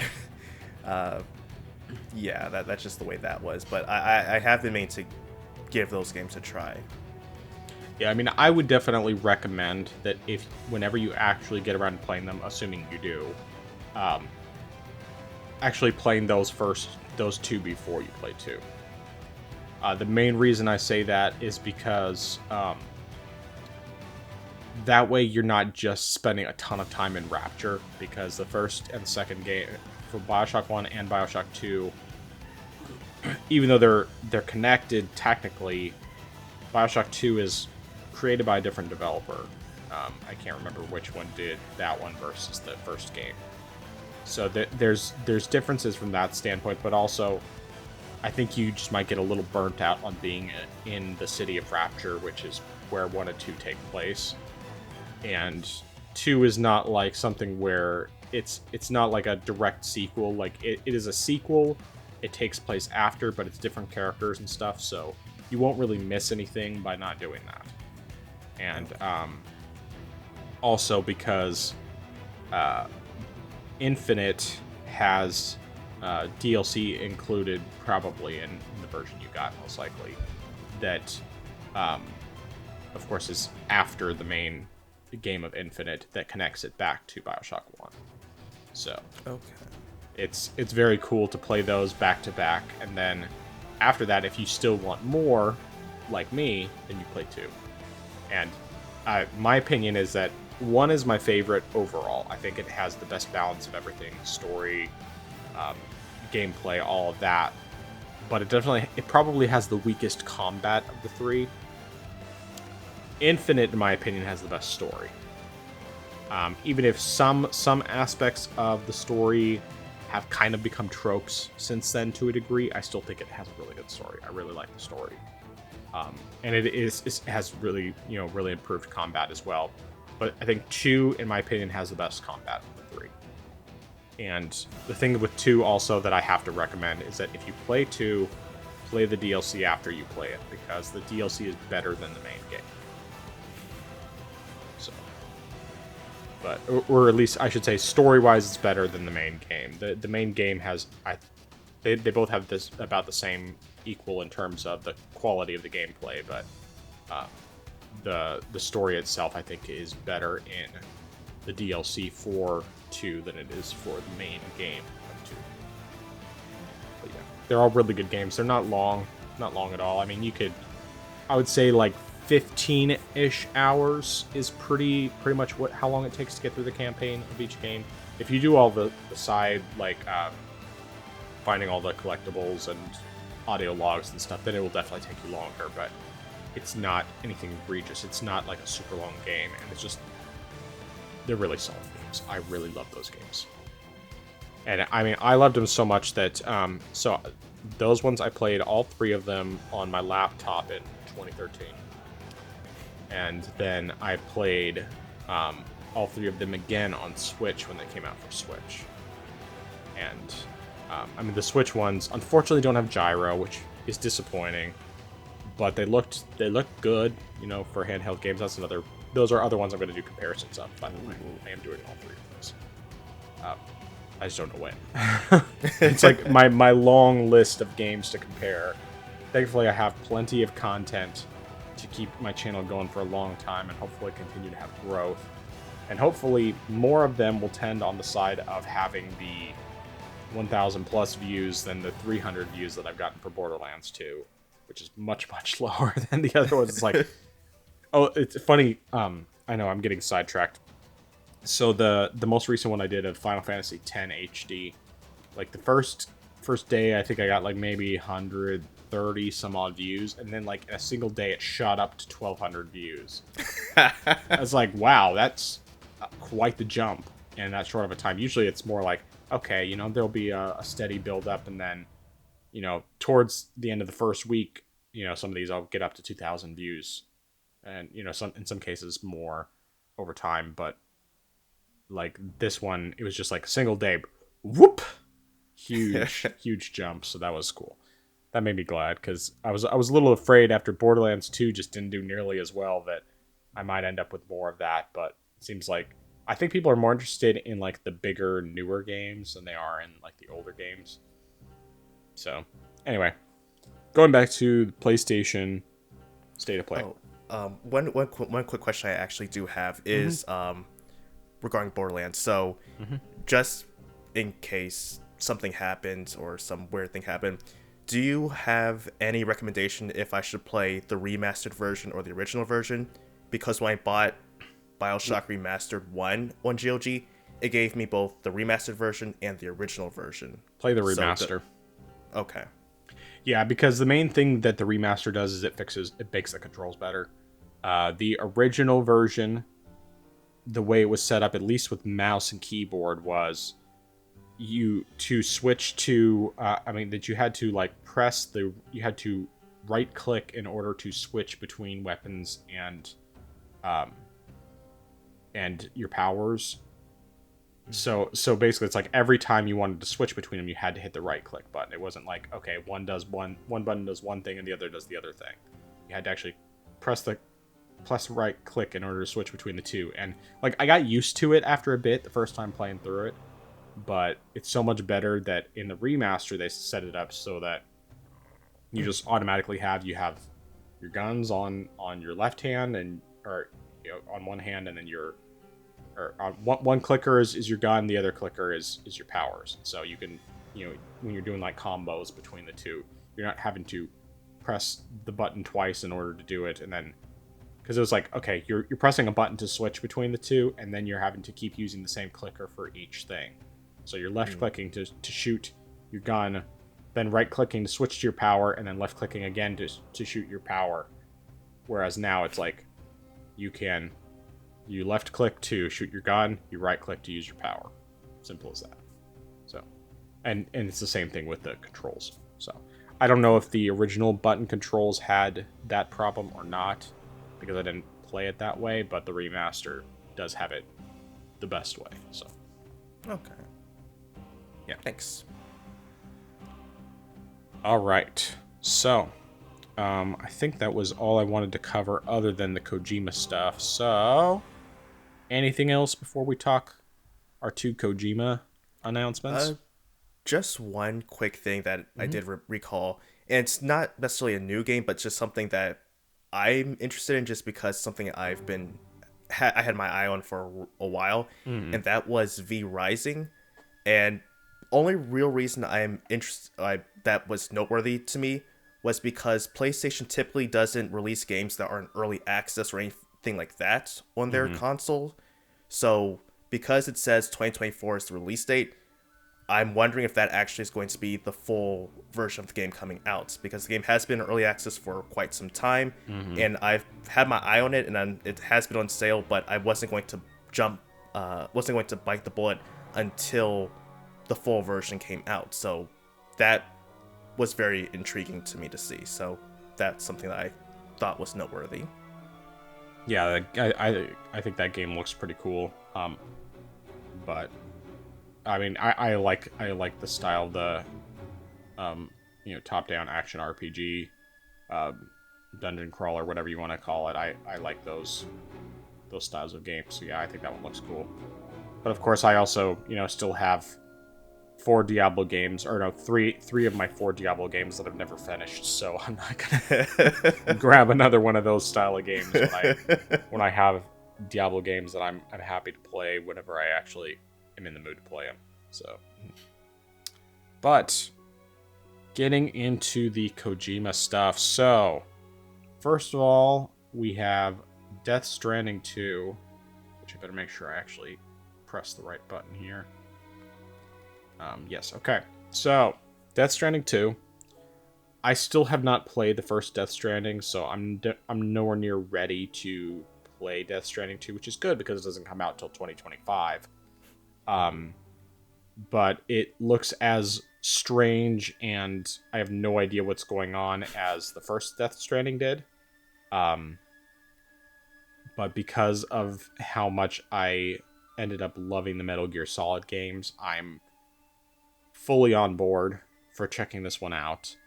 And probably even when it releases, assuming it comes to PC right away, which I don't know for sure if it will or not. My guess is it would be at most a year, because that's what happened with the first game. But either way, it's definitely like it's very weird, just like the first Death Stranding was, especially the weird like hands that get used as a face mask and stuff with that one character. That's just bizarre. But it's like, okay, yeah, but this is also Kojima we're talking about, so, and it's about as weird as what we already saw with the first Death Stranding. So anyway, I'm definitely interested. I just need to play the first game before I get into that, and I don't know when I'm going to. I just know that it's going to happen probably this year, especially after, spending a bunch of time playing Metal Gear Solid last year and becoming a Kojima fanboy. Did you have any thoughts on that one? It definitely seemed interesting. I've seen a little bit of gameplay just because, I've seen a little bit of gameplay and stuff of the first game just because a friend of mine, he was live streaming it, so I was watching at that time. Some stuff I'm interested in seeing how it's continuing from the first game, because I saw some stuff in the trailer and I thought, that's interesting. I wonder what's going on here, or stuff like that. So it is going to be interesting with that. I haven't played Death Stranding. I'm really curious because I feel like I'll get the game if it happens to come across over to GOG, just because of the fact that I've been doing that with quite a few Sony games where I haven't bought them on Steam, but I just happened to end up buying them on GOG. And in fact, I even saw today that God of War remaster is coming over soon. Sometime they have that coming soon on the page, on the front page. So I was like, that's interesting. But if it does come over to GOG, I'll probably get it and maybe eventually play it. I am interested in seeing what happens with the story, though, because like I said, seeing a couple things happen in the trailer and just remembering stuff that I had seen from the live stream, it's made me think, wait a second, how's that going on? But yeah, one thing I will say about this is that I'm especially excited about it because of how well optimized these games have been on PC. I mean, Death Stranding and both parts of Metal Gear Solid V/5. Just the fact that they ran so well and still looked so good. And Death Stranding, I don't know that it runs at 60 on the Steam Deck, but even I'm pretty sure it can run at 40. And I mean, that first game looks pretty much, from what I can tell, Death Stranding 2 looks very similar graphically to Death Stranding 1. I mean, it's definitely a little bit of a step up, but it's not so dramatic to where I feel like it's definitely diminishing returns, but like it's very much a situation where I'm looking forward to seeing how well this game runs, because Kojima really seems to care a lot about making these games run well. And just I was so very impressed with Phantom Pain and Ground Zeroes and just how well they ran, and I'm looking forward to seeing what they do with Death Stranding 2. Not that I'm necessarily expecting it to run well on the Steam Deck, but I'm hoping that they will try to optimize the PC version to where it can run on the Steam Deck, even if we're stuck with 30 frames, which obviously I wouldn't want that, but I could also see them doing enough to make it run significantly better. And as I referenced in my intro earlier, of course, the fact that we had, Troy Baker returning and, for one, looking like somewhere like a cross between Joker and Marilyn Manson, maybe, and yielding a guitar as a weapon that first shoots like lightning bolts out and then gets used as an actual axe.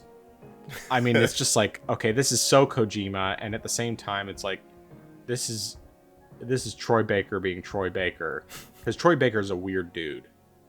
He is very eccentric, but he's also extremely talented. Not just as a voice actor, but as a musician, as a singer.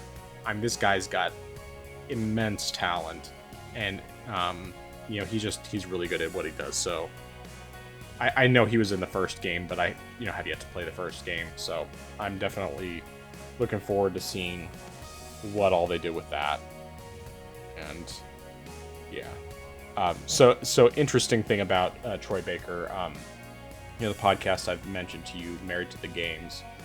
Gabe Patillo, who was a member of Toby Mac for over 20 years, and he just recently left because he was able to switch over a voiceover thing that he had been doing more as a hobby / part-time thing into a full-time gig. He's actually making enough money to be able to do that, but he got a chance to interview Troy Baker several years ago, and I mean, it was very interesting hearing him, but it's definitely one of those situations where, while I don't think Troy Baker's a bad guy necessarily, he's just extremely eccentric and has some very weird beliefs as someone who would call himself a Christian, or at least indicated something along those lines. I don't know. Like I said, he's just kind of he's a weird dude, but also an extremely talented weird dude, and makes sense. So anyway, any other thoughts on that before we go into the last Kojima thing here? No, sir. All right, so there was a surprise today, something that I was not expecting, and was a very good surprise, but also at the same time has me a little worried. And that is that Kojima came out and revealed that with the help of PlayStation Studios, he is going to be returning to making an action... what's the word? Action espionage? Action espionage, that's the word I was looking for. Espionage game. So in other words, he's making his own new type of Metal Gear Solid game. Because obviously he can't use Metal Gear Solid because that's owned by Konami. And this is going to be after they're done with Death Stranding 2. But, oh man, I'm excited. Oh man, after playing all those Metal Gear Solid games and seeing how great the gameplay was in Phantom Pain and Ground Zeroes, I'm just like, I am so on board. This is like, yes please, day one, yes please and thank you, but my worry is that it's going to be PlayStation exclusive on day one, and that PC's not going to get it for 2 years. And I mean, like, I can wait. I've done plenty of waiting on PC. It's not like it's going to kill me. And it could very well end up being a similar thing like with Death Stranding, where it's only a year gap, and that's much easier to wait. But right now, basically, from what they're saying, it's sounding like it would probably be like 2026, 2027. Actually, no, probably like 2028 before we actually get Kojima's a new game. And by that point, I would not be surprised if PlayStation games are coming to PC day and date. So, but of course, then the question remains, is this actually going to be considered a quote-unquote first-party PlayStation game to where it would be more likely to get the long gap, or would it just be because it's a Kojima Productions game? Basically, PlayStation's helping them get it funded in the first place, and then, like Death Stranding, it will come to PC a year later, or 6 months, or whatever it was. I have to look that up again, because I don't remember how long of a gap it was. I know it was a year or less. At least I'm pretty sure that's what it was for Death Stranding. So, but yeah. I am so on board, so completely on board, but the only way that I would get this on PS5 is if someone gave me a PS5. That is the only way, because I have no plans, no intention to buy a PS5. Even if someone offered to sell me one for $100, I don't think I would buy it. I think I would probably say, no, that's okay. Wow. I don't really need one. And it's not because I don't think it's a quality system. I mean, for a PlayStation, it is a quality system, but it's just, I don't want any more plastic boxes that I'm tired of collecting plastic boxes and buying a game once on PlayStation and then, or, once on the console and then buying it again later on PC because I want to, better performance and everything else. I'll stick to PC and Steam Deck and play my existing games on Switch and 3DS and Vita and, whatever games I decide to emulate beyond that. So I'm good.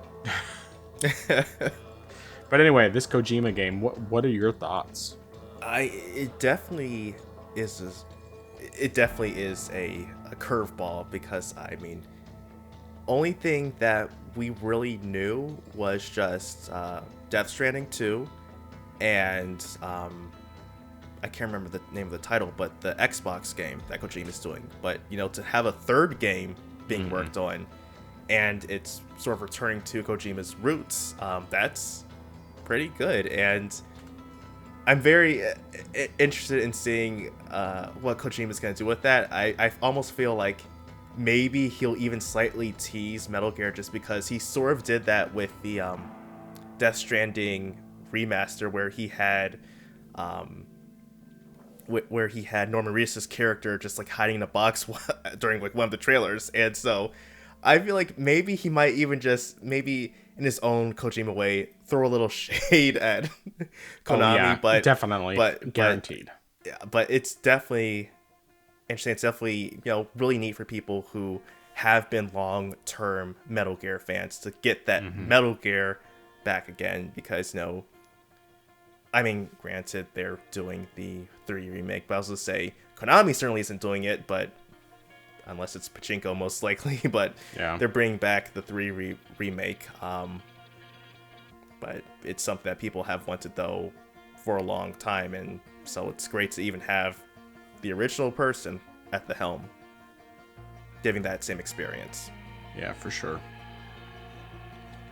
And, I could almost see him bringing back David Hayter, but at the same time, David Hayter also got left out for Metal Gear Solid 5 and got replaced with Kiefer Sutherland, which,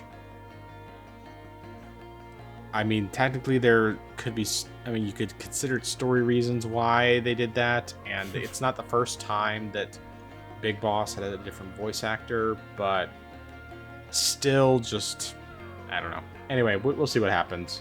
I'm hoping that maybe he'll be able to bring back David Hayter in some way, because David Hayter is still Snake. So, but anyway, any other final thoughts related to the state of play? No, I thought that was pretty informative stuff that they showed today. They did say that something's happening on February something-ish, the 16th. Oh yes, or something like yes, that? they're doing the Final Fantasy VII Rebirth, like a detailed gameplay thing, which is good. I'm not going to be watching it because I don't really need to see anymore. I'm completely sold on the game already. So it's like, yeah, technically it wouldn't necessarily be a spoiler for me because I know the story of Final Fantasy VII, but at the same time, because they're doing some things just different enough, I still just kind of want to go into it as blind as possible and just fully enjoy it and remember that it's, a sequel to Advent Children, and that it's, at least that's my opinion, whether or not that ends up being the actual case. But I don't need to see anymore. I'm already sold, and I'm just waiting for the PC version. I'm hoping that actually comes out in that 3-month window, and I really hope it also comes to Xbox along with Remake for Xbox fans, so that way they can finally play those games as well, and then PlayStation fanboys can cry and cope and seethe, because they will be coping, and they'll start moving the goalposts and everything else. But it's just fun and funny. So, all right. Well, recommendations and dissuasions. All right, so my recommendation, which is something that I wish I had remembered to do last week, and that is to consider going to the library to borrow movies and TV shows. That's something that you wouldn't think about doing. You normally go to the library and think about books. Well, you can borrow DVDs and shows and stuff like that, and that's something that I've done before, especially if there's something that I had been maybe considering, but I wasn't necessarily feeling like shelling out $11 to go buy a ticket to see a movie.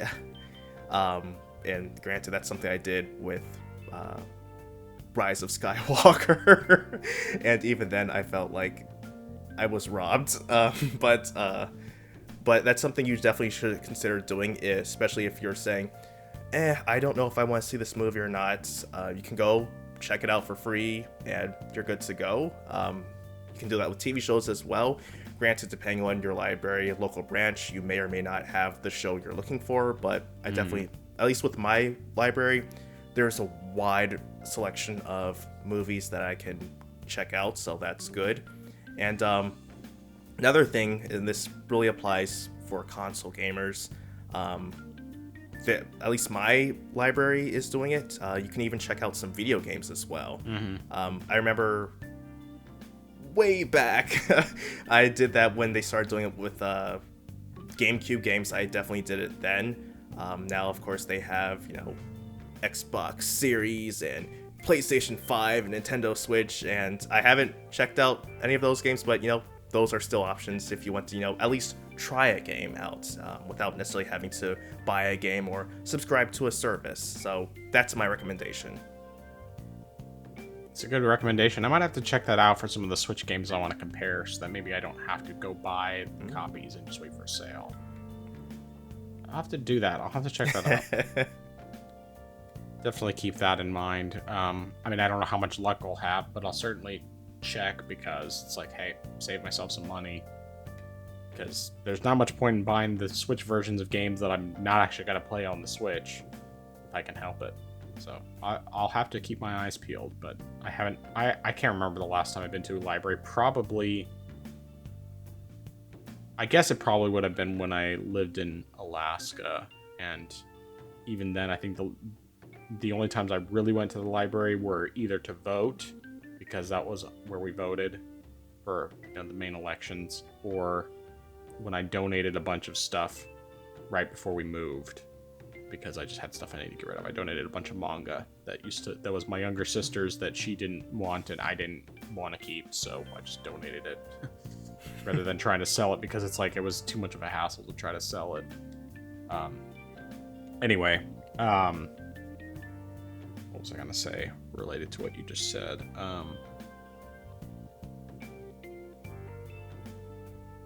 I don't know. It'll probably come back to me. But my recommendation is actually the movie The Shawshank Redemption. If you've never seen that before, it is a fantastic movie. It came out about 30 years ago, a little over 30 years ago. Morgan Freeman, Tim Robbins.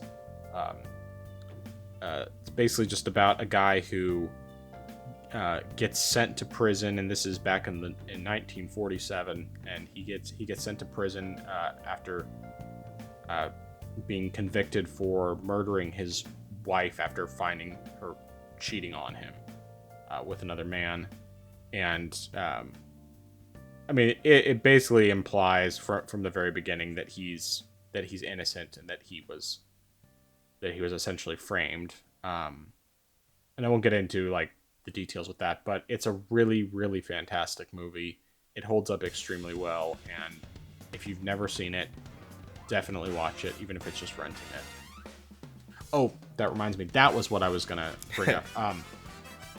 Have you ever done riff tracks with any movies, any current movies? I have not.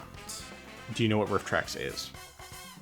I've heard of it maybe once or twice, but I don't know Okay. too much So, detail. so do you have any familiarity with Mystery Science Theater 3000? Yes. Or are you too?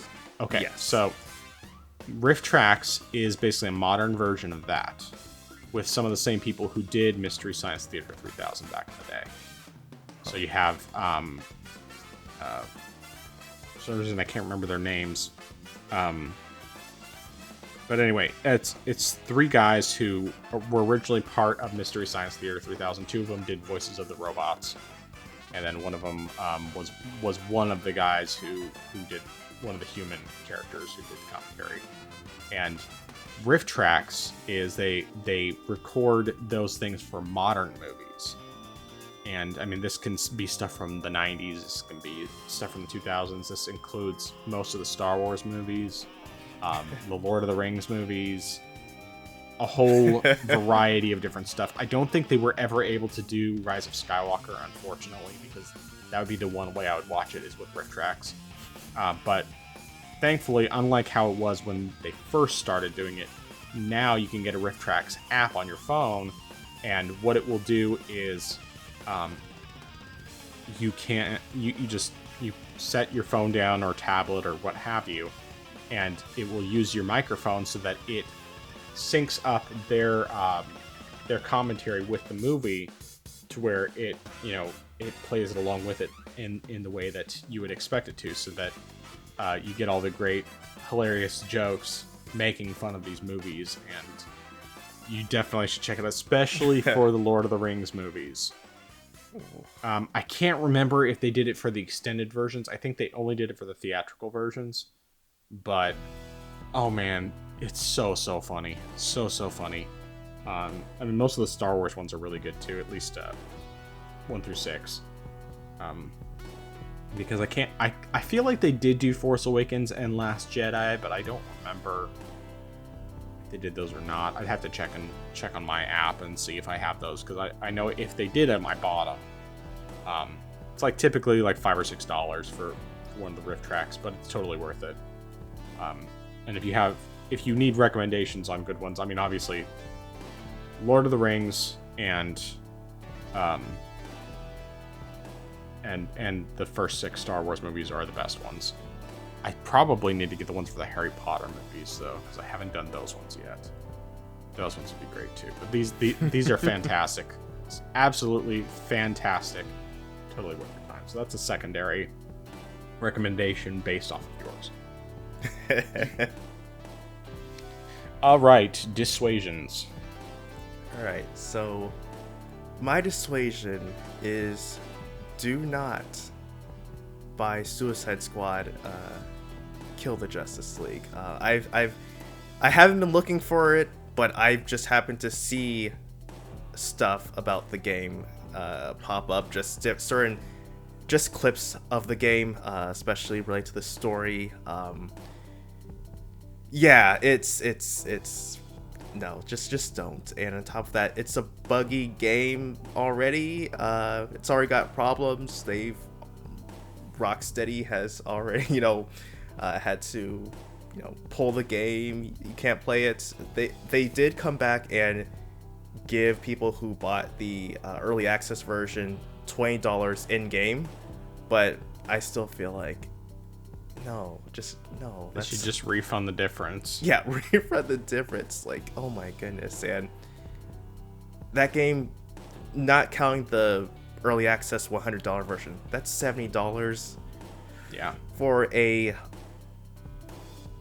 live service game that, is gonna require being online. And I even saw some comparison, just like just graphical comparison between Arkham Knight and Suicide Squad. And looking at the clip I saw, Arkham Knight looked better. A game that is over 10 years old, and it's on Unreal Engine 3. Yep. Looks better than Suicide Squad. So that's my dissuasion. Do not buy Suicide Squad Kill the Justice League. Very good one. All right. Shoot, I had my dissuasion, and I'm spacing on what it was because I forgot to write it down. I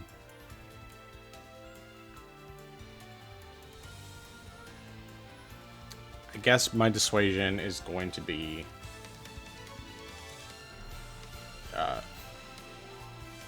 do not... I don't know. I probably just need to think about it, but let me look at my inspirations around me and see if I can come up with something.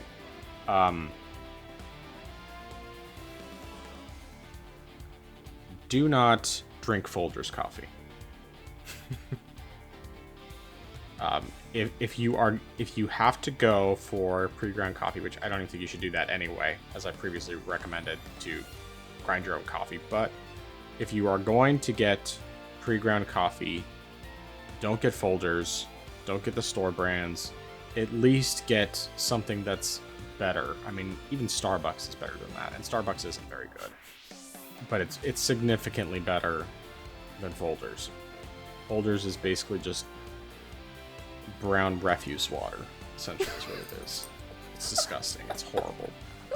And once you start drinking the real stuff, you won't want to go back because it's just so bad. Okay, so that's my dissuasion. Don't drink Folgers. All right. Anything else before we close out for the night? No, sir. No, sir. All right, so where can people find you? They can find me on my channel, I am Xeracon. That is IAMXERACON. So youtube.com/@IamXeracon. Earlier this week, I put out a video giving my pretty much initial impressions after playing 15 hours into Palworld. So giving more thoughts about how I feel about the game after playing that time, stuff I feel the game could improve upon as it moves forward through development, and what I'd like to see. I'm not entirely certain, just because still busy with some stuff, if I'll really have anything coming out over this weekend, so it might be sometime maybe around mid next week when I put out a new video. Alright. Well, you can find me on youtube.com/@thefrozengamer87. I have just recently put out a video comparing the Nintendo Switch OLED to the Vita OLED versions of Final Fantasy X HD Remaster. Fantastic game, of course, and the comparison is pretty cool to see the differences because visually they're actually really close. Like, it's hardly different. It's only really just, I think the shadows are a bit darker on the Switch version, and I think there's just more shadows in general.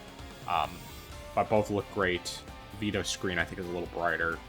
Sound is definitely better on the Switch version, but it's just, bigger speakers, newer system, all that. But either way, worth checking out. Doing pretty well so far. Next one I'm going to be putting up should be dropping Sunday afternoon. Will be Dying Light Definitive Edition for both the Switch OLED and the Steam Deck OLED. And that'll be another interesting comparison to check out. So please check those out. Additionally, you can check out my cooking channel. That's youtube.com/@NABDcooking. That's not authentic, but delicious. I just recently put out recipes for homemade bacon, as well as homemade avocado oil mayonnaise, which, unlike the normal mayonnaise that you buy in the store, has significantly better ingredients. Doesn't have any of these artificially made oils. It's literally just eggs, avocado oil, vinegar, Dijon mustard, and salt. That's all there is in it, and it is so much better than what you get in the store. It's cheaper than buying pre-made avocado oil, and it tastes better too. Even though the pre-made stuff is usually pretty good. At least as long as you get the stuff that's actually just uses avocado oil and not like avocado and canola oil or soybean oil or whatever else, where it's really like just a small portion of it that's actually avocado oil. But anyway, I have both of those, and then next Monday I have a recipe for grilled chicken coming up, and then Wednesday of next week there will be a recipe for homemade pizza dough, which features my lovely bride actually being the one to present not only the introduction and the outro, but also the entire recipe because she's the one who always makes it. So, gonna be great. Good stuff. Plenty more coming. And yeah, so there's all that. Last chance. Anything else you got? No, sir. All right. So until next time, I am the Frozen Gamer 87. That is I am Zeracon. We are the Orange Box Podcast. And if you are going to be a fanboy, which I don't recommend, please do not, for the love of God, ever be like Harmon Smith. Orange Box Podcast, out.